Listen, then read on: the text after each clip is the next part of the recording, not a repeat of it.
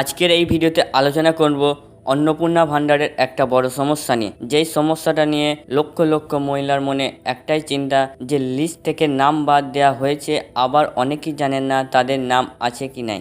তাই আজকের এই ভিডিওতে দেখাবো আপনারা কিভাবে স্ট্যাটাসটি চেক করবেন এবং 10ই জুলাইয়ের মধ্যে কাদের অ্যাকাউন্টে টাকা ঢুকবে আর নাম রিজেক্ট হলে কি করবেন। তাই ভিডিওটি অবশ্যই শেষ পর্যন্ত দেখুন। তো আপনারা সকলেই জানেন যে লক্ষ্মী ভাণ্ডারের পরিবর্তে অন্নপূর্ণা ভাণ্ডার চালু করা হয়, কারণ সরকার অদল বদল হয়েছে। তাতে এই প্রকল্পটি নতুন করে নতুন নাম দিয়ে নতুনভাবে শুরু করা হচ্ছে। এই প্রকল্পে মোট নতুন করে 36,000 কোটি টাকা বরাদ্দ হয়েছে। এবার আসি, নাম রিজেক্ট হলো কেন, এর কারণ কি? এই 4টি কারণ হতে পারে এই নাম বাদ যাওয়ার। প্রথমত, ডকুমেন্টস অসম্পূর্ণ, আধার কার্ড, রেশন কার্ড, ব্যাংকের বই ঠিকমতো জমা হয়নি। দ্বিতীয়, ডুপ্লিকেট এন্ট্রি, একই পরিবারে দুজন আলাদাভাবে আবেদন করলে একজনের নাম বাতিল যেতে পারে। তৃতীয়, আয় সীমা অতিক্রম, পরিবারের আয় নির্ধারিত সীমার বেশি হলে যোগ্য বলে বিবেচিত হয় না। 4, ঠিকানার অমিল, আধার কার্ড, রেশন কার্ডের মধ্যে ঠিকানা অমিল থাকার কারণে রিজেকশন হতে পারে। তাই বাদ গেলে প্রথমে আপনার কারণটা জানুন, তারপর সেই অনুযায়ী সংশোধন করুন। তো এবার আসি সবচেয়ে আলোচিত প্রশ্নে, 10ই জুলাইয়ের মধ্যে কারা কারা এই টাকাটি পাবে। সরকারের ঘোষণা অনুযায়ী যারা যোগ্য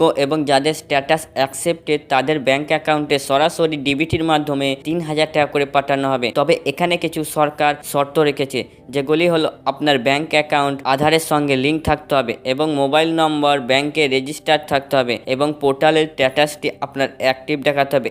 এই 3টি শর্ত পূরণ হলেই 10ই জুলাইয়ের মধ্যে আপনাদের ব্যাংকে সরাসরি টাকা চলে আসবে। তো আজকের ভিডিও এতটুকুই ছিল অন্নপূর্ণা ভাণ্ডার সংক্রান্ত কোশ্চেন নিয়ে। তো ভিডিওটি যদি আপনাদের ভালো লাগে একটি লাইক দিন, আর যাদের এই ভিডিওটি দরকার তাদেরকে অবশ্যই শেয়ার করে দিন। আর এই রকম সহায়ক ভিডিও পেতে চ্যানেলটি অবশ্যই সাবস্ক্রাইব করে রাখুন। আর কমেন্টে জানান আপনার স্ট্যাটাস অ্যাকসেপ্ট এসেছে কিনা রিজেক্টেড।